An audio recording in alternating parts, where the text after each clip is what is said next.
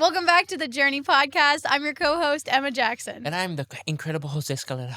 Hello, Jose. How are you doing this morning? I feel great. I just came back from a trip from Nashville. I'm drinking my coffee. It's a beautiful 8:30 in the morning. Love it. Okay, so we are going to be talking about scaling your business today, specifically It's not Broki. my business. It's our business. Yeah. But it's your baby. It is my baby. And I think That was a there's... weird. No. Oh, okay. So instead, we wanted to talk about scaling businesses because it's such an appropriate topic. But we thought, what better way to talk about scaling an actual business than deep diving into what we're doing now, brainstorming, so that you guys can see behind the curtain as, what's actually going on right now. Because building a business is messy and complicated and beautiful and fun. And it's conversations just like this we have every single day. This is not staged. We're just kind of going to roll with it.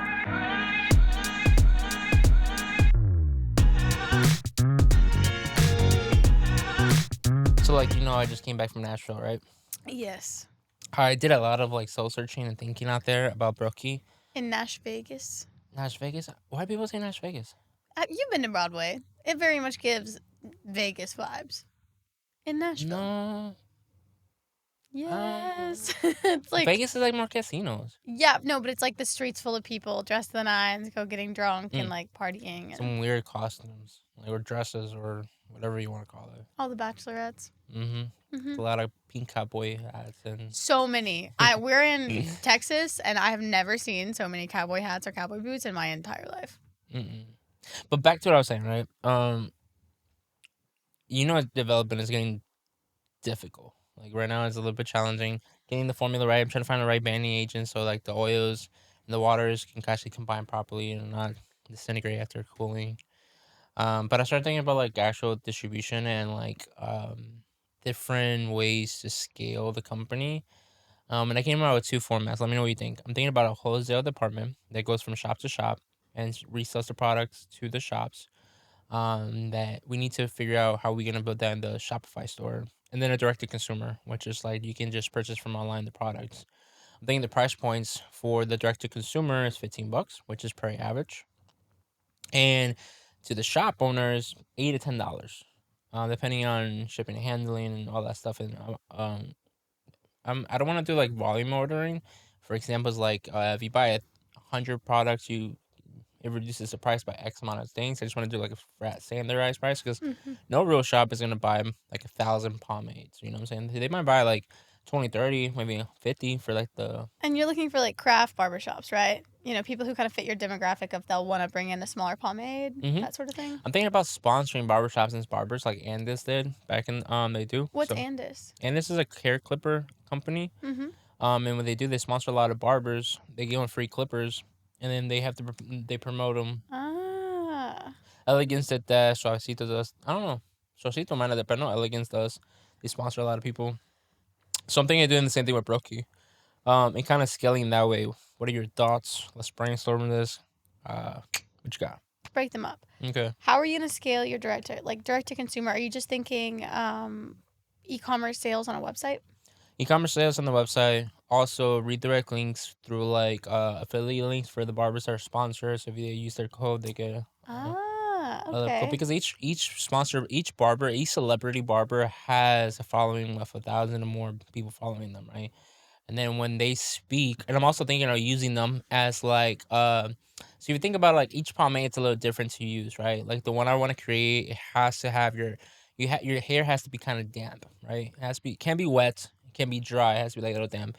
So I want to create a little educational videos how to actually use the product, and I want to use the sponsored barbers to actually film those in their shops. So you kind of feel where I'm going with this? I love that. You have that community approach rather than just one single spokesperson that works for Broki. It's, oh no, the barbers are our spokespeople and get them behind the product. Yeah, I don't know where I came from that idea. I think it came out maybe one of the episodes we were talking with Kim, how she created her makeup company, and it was very much on the success of each stylist that she had in her store. Well, what's interesting about both of you all is that you are starting your building a product in an industry you know very deeply. So Kim was building a makeup company, and she was like, I had people coming in every day, and I knew what was working and what wasn't. And it's the same for you. You don't just have your personal experience as a Puerto Rican man that has, like the hair the way you do, but you have experience running a barbershop for how many years now? 7. We're running. This is year number 8. We're And starting so, year number 8. even though you're not a barber, you've spent so much time in a barbershop. You Mhm. hear all the concerns of your staff members, of all the barbers, right? I know Mikey's talking your ear off about this product works, this product sucks, like all of that, right? Yeah, because so a lot of, I think the first couple of years, we went through a couple different companies on which products we were going to carry in the shop, because the way we did it, our messaging was like, we're an old school field barbershop with a traditional old school field barbershop with modern haircuts. We needed to find products that really resonated with that messaging, right? So we started with the Art of Shave. Their products, very expensive, very time consuming, not the greatest kind of results we wanted for the experience aspect of it. So we went through like a couple different ones. I think our favorite one so far is Suavecito, which we recently have now, Mm-hmm. because Suavecito sort of inspired this pomade in a way, didn't it? I want to hear yeah, your thoughts. because Suavecito carries a lot of different lines. They carry like a very traditional like handmade cater line, which is a little bit more expensive.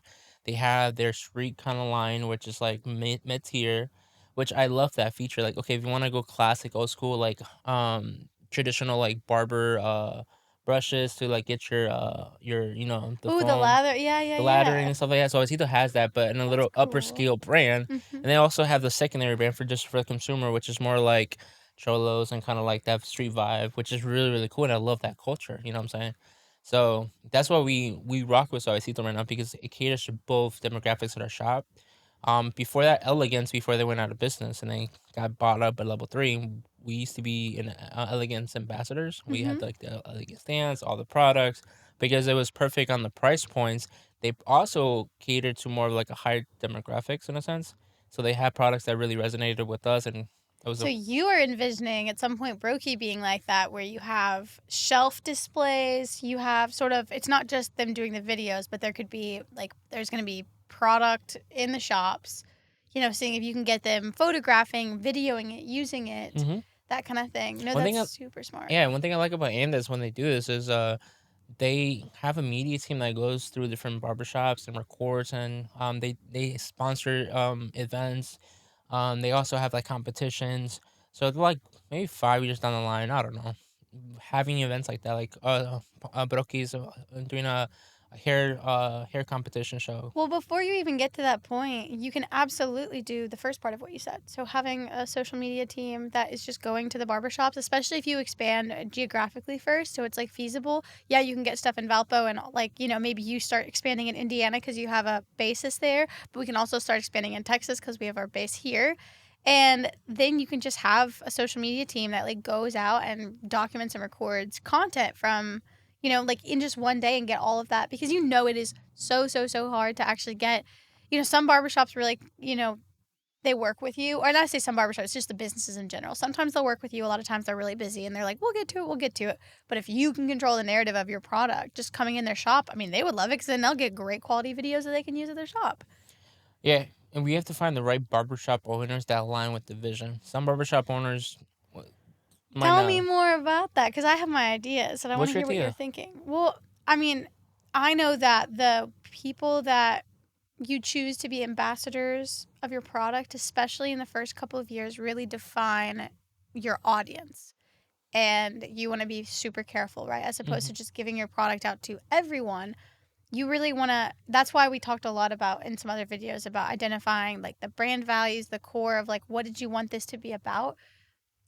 And then you basically find those ambassadors in the barbering community that embody that, hmm so that your core audience is like, yeah, that makes sense. But it's not like you would go to, I mean, I could be wrong, but I wasn't imagining that you would go to like Santa Monica Boulevard to hmm like a super preppy high-end salon to start, and be like, hey, this is the define, because that's not really your core clientele right now. No, I'm trying to aim Latin owned barbershops, but I don't want to own like I want the owner not just to be a barber, but the owner to have a little bit of a business like mindset. I learned in this industry that a lot of shop owners aren't business owners, if that makes sense. They're just barbers. They rent out a couple of chairs and they just hey, you do you, I do me. Mhm. I need to find those right shop owners that they like, okay, this is an actual collaboration between both our brands, your barbershop brand and Broki.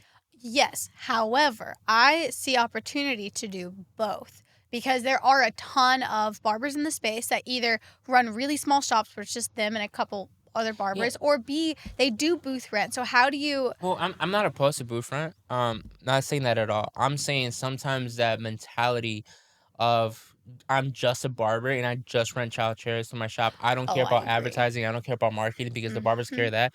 I don't want that person. No. But like you, the thing is, you still want to get Broki into their I hands. agree. I agree 100%. But that's more of like, hey, let's carry my product in your store. You make a markup versus actually creating a collaboration. Okay, I see what you're saying. Completely agree. My brain just like goes into these buckets, and it's like you never want to say completely no to a potential sale, but you maybe don't want. They're not going to be the face of the brand. Yeah, and if you think about like barbershop, like especially in Chicago and in Texas, they're it's kind of weird. They're pretty much like, if you're Latino, you go to this shop. If you're black, you go to this shop. If you're white, you go to this shop. Well, okay, I do get why because our hair is literally different, and if you go to a place that doesn't know how to do your hair, it's just not going to go well. Hmm. You know. So I want to, and that's where I'm kind of going with this. Is like I want the first line of Broki to just be mostly Latino shops, where like they're my kind of hair, curly hair, which Latino and African hair are kind of really similar. Hmm. Um, and you think about the history of like the world, you know, probably understand why. But it's very similar. So those are the two kind of demographics I'm trying to go right first. So start with Latinos and then right branch onto a black shop. And then my for like the first couple products is Latinos, black, because it's kind of very similar. The white hair is more like a putty paste. It's more like it's a little bit different. It's more easier to style. They're not gonna want that shine. It's like a different type of kind of Hmm. product overall. No, that makes perfect sense. So wholesaling and then direct to consumer. And then the direct to consumer I'm thinking about, of course having a digital ads campaign towards that, but also pairing that with different membership prices in different shops.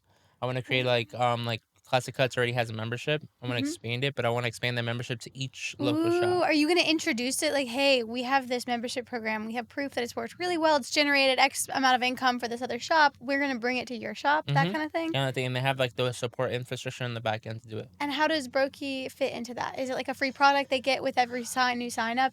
My brain is going. This sounds actually really I was cool. telling you yesterday. Well, I'm trying to figure out how that actually is feasible with Because the price that's points. doing so much more than just bringing a product to a. You're bringing an entire new income revenue stream to a barbershop. Because at the end of the day, like from a small business owner, I got lucky with the barbershop. I say this is why I got lucky with the barbershop. Within the first year of the barbershop, it was a lot of losses, and I was able enough to have other sources of income to support that loss. Um, but the barbershop, I had to take the barbershop out of like a traditional barbershop industry. Mm-hmm. Booth rent didn't work for me. So you're saying you went through and you were like, I started out and ran things the way a barbershop has traditionally been run, and it didn't work for me. It didn't. We tried booth rent. Mm-hmm. No, couldn't do it. I mean, there was not enough profit margins, and then how we actually wanted to promote the brand just didn't make logical sense. Because it's a whole bunch of independent people that are in charge of their own schedules. And they're like, you're not going to tell me what to do. Yeah, and they're not contributing to the advertising of the shop, and you charged me up being butt for advertising the first couple of years. So it's like, did it work? No, but it would not have worked if you had booth rent, because then the shop owner would have taken all the brunt of this advertising cost, and they wouldn't have gotten back that return to make it worth it. Yeah, and then we went to commission based actually did work for us. But then as we all got older, me and Mikey got older, Kelly, a couple of the other people we had in the shop, we started seeing that they didn't have a retirement plan, they didn't have health insurance. They were trying to finesse the government to give them free health insurance, and then they started having kids. And I started seeing all these problems that could be easily repaired just by switching everybody to an employee basement. So we did the final shift to employee base. And then when we did the shift to employee base, we had to figure out that balance is like how much money will you actually bring if you're in booth rent, how much value you bring to the shop on an employee basis, and what's the fair compensation for you. Mm-hmm. And we refined that process over the years. But what that allowed me to do is create a shop that has I'm almost on this slide, 6 different income streams, from haircut, from product sales, from membership, from ATM fees, from vending machines. we created a lot of different ways to generate revenue. And a lot of barbershop owners don't maximize their this. And okay, let's just talk really quickly because about your membership program. I think it's really cool. And so it's what? It's $10 a month, Yeah, it's $9.99. $9.99. They get 20% off products and haircuts. And right now we're expanding a little bit to so Classic Cuts is my testing ground for Broki. Which So is great. I yeah, mean, that's super smart. I'm trying to figure out the pieces where how affordable or feasible it is to really bring in a free product to them when they Mm-hmm. sign up, or a gift packet. And I'm testing that out so I can use it with Broki. So when I take it to a shop, it's like, hey, you become a partner with Broki, you're actually getting the Broki membership. This is how you participate. You have to offer 20% down payment of your haircuts, but then your clients get this, you get this additional revenue. Of Yeah. course, And Broki. okay, at your height, because we were just talking about this, because you basically stopped focusing on the membership for a while, and then you came back in. At the Well, height, how much wasn't it like generating some like $4,000 a month extra revenue yes, without you even like doing anything? correct. And then And the benefit is because with men's haircuts in particular, and especially if you're getting your beard trimmed, you're coming in sometimes every 2-3 weeks to get it. so so I actually, me and Mikey went through the numbers yesterday. Um, Most of the people that use the membership are families, Ooh, okay, how because does that work? the dad comes in, gets a haircut, brings the kids. At our shop, a men's haircut starts at $45. Hmm. When you're getting a haircut and a shave, you're almost at 60, or you're So at your 60. membership works for families too. Yeah. So the kids get the whole point of the membership is, yes, is to That's create. so smart. And you have tapped into something super important there where it has to provide a tangible benefit to the consumer, which it Mhm. does. Especially with families, right? Because if you think about it, the kids' haircuts are $20. Bless you. The kids' haircuts are $20. You have 3 kids, that's $60. Plus yourself, that's another $60.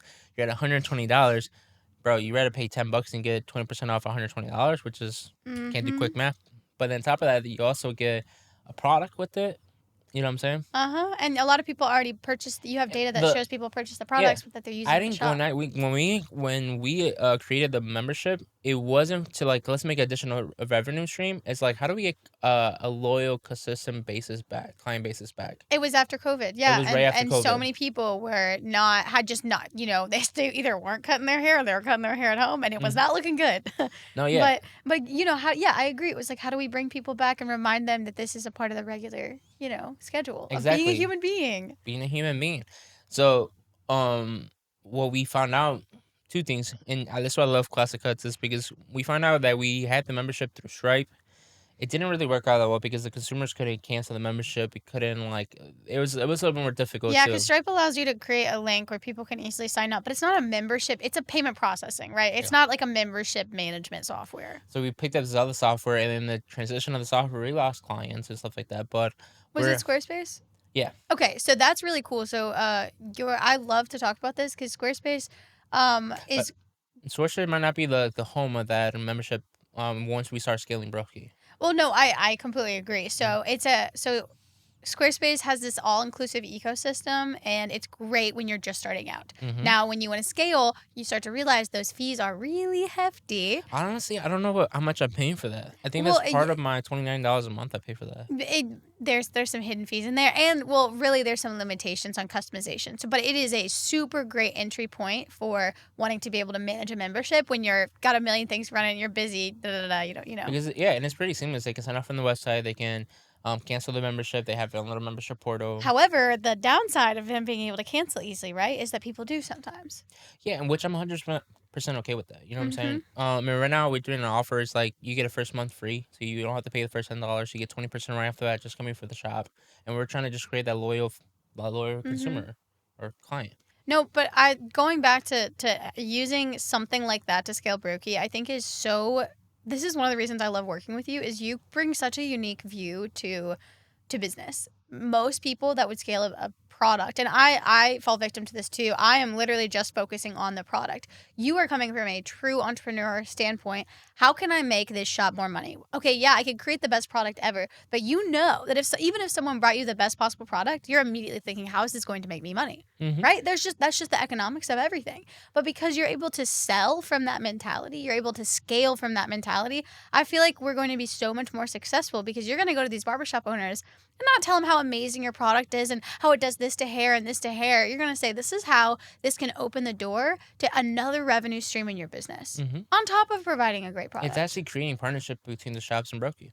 Do you ever want to get Broki into a big box store like Target or Walmart? 100%. Because even though it's a different type of selling model, you're buying shelf space at that point. You're not really selling individual products. And then they have buybacks, which can be scary, but it just exposes the brand to another audience that might not ever go to a Latin barbershop. That's exciting for me, just because I would love to see Broki, a product that we created and designed together, on a store in Costco or Target or. I think the easiest one, and I did a little research on this, and I think the easiest one to get into is Walmart. Because they're number one. Their pitch process is very not difficult, right? You have to present the product. There's strict guidelines on how to display the product. You know what I'm saying?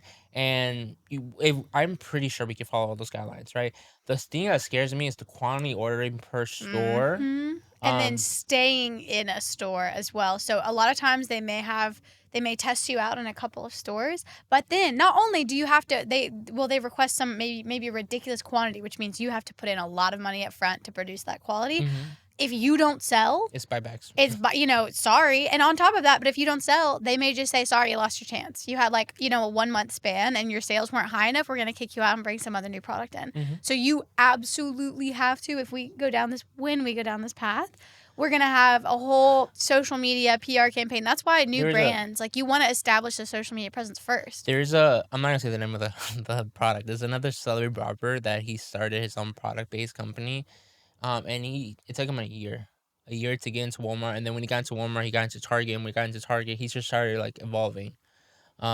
He's even in an Ulta. This man is everywhere, right? And it took him 1 year. So that's my benchmark. Okay, he had a little celebrity fame. We are starting from zero. I think within a year, let's say a year and a half, we should be able to hit those marks. Okay, so let's just talk my ideas for a second, because I love your ideas, but my brain goes somewhere a little bit different, especially on the organic approach and social media. I'm a huge fan of user-generated content, okay? So you're going to have the barbers be your ambassadors in the barbering community. That is huge. I also think on social media, TikTok, Instagram, that kind of thing, strategically coming up with a list of micro-influencers that are in the hair care space, that are Latin guys. They don't even have to be in the hair care space. They can just be Latin guys who have this platform and have the kind of hair that you're trying to go for, and sending them product and getting them to use it and getting them to, do honest reviews, use it, whatever it may be. And then I think there are so many opportunities for really creative ways that we can wrap what's happening on social media in with Broki. I don't know if this has hit your side of TikTok, because we are on very different sides, but Tarte had a brand trip that has been blasted all over social media. Tarte is a makeup company, okay? Now, they have huge revenue. And they were able to do this extravagant, beyond brand trip. They booked the Four Seasons Bora Bora and brought all of these influencers. The cool thing is, it wasn't just your stereotypical. How much money? Beautiful. It was actually off season and not as expensive as you would think. I saw a whole analysis about each cabin being $4,000 to rent per cabin, which as a business that brings in at least hundreds of millions of dollars in revenue. When you start to do the math, what seems like so extravagant and ridiculous actually was a brilliant way. They got content from tons of these creators, and what's cool is they didn't just keep it to their that demographic of the traditional beauty, blah blah blah. They brought some very funny people who brought in a really authentic audience of real. They understood who their audience is, who are the real girls that are buying their makeup. And imagine if we took Broki to that and we figured out who's actually buying Broki, who's using it, and then make sure that they're the ones that are talking about it, and give them, give back to your customer base. Well, after the episode we did with the Super Bowl and Sierra V, did I say that right? Yeah. Oh, you looked at me funny. I didn't know that right. No. Yeah, that started kind of popping in my brain as how do we actually... I was thinking about Michael Cera. I'm sorry. I was literally thinking about him with The Rock. Yeah. Let my cream hydrate you. That one is funny. But that's right. My mind started kind of generating to how do we actually get this product in not just barbers but actual consumers. So yeah, I like this brainstorming sessions. Okay, well, as it evolves, let's let's hop on and have more of these kind of conversations. Honestly, I need to get my ass to work on this freaking formula because this is actually way more difficult than I ever expected. Not gonna lie. What, 4 or 5 ingredients and you Yeah, can't that's figure a it lot. out yet? I mean, the ingredients are simple. It's just finding the right balance to combine each ingredient, the proper heat, Mhm. the proper just like. I need a chemist. Let's just say that. Okay. So, Next step, find Jose a chemist. Listen, if you like this kind of content, like and Or know a- subscribe. or know a chemist. Or know a chemist, comment down below. But we're going to change up the format a little bit, and you're going to start to see more conversations where we're talking about what we're doing right now. So same kind of topics, great conversations, but we realized what way can we be more transparent, not just talking about the past, talking about what we're doing at this exact moment. So you can do it, you can take it, you can copy it, you can figure it out how to, make it work for yourself. Yeah, the goal was to make this product for $10,000. Let's be real. It might be challenging to hit that mark. I'm gonna keep us on that budget no matter what it takes. We said $10,000. We're gonna make a realistic product with $10,000. I need to buy more materials. All right, guys. Until next time, stay tuned. See ya.